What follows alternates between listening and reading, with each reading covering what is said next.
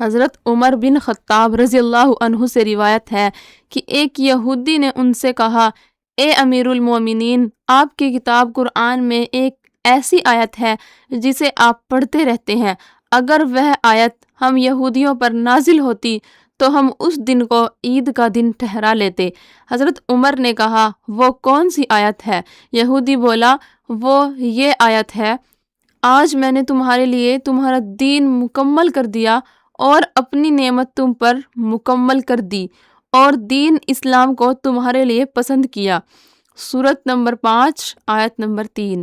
حضرت عمر رضی اللہ عنہ نے کہا کہ ہم اس دن اور اس مقام کو جانتے ہیں جس میں یہ آیت رسول اکرم صلی اللہ علیہ وسلم پر نازل ہوئی۔ یہ آیت جمعے کے دن اتری جب آپ عرفات میں تھے۔ ہر جمعہ مسلمانوں کے لیے عید کا دن ہوتا ہے۔ ماشاءاللہ۔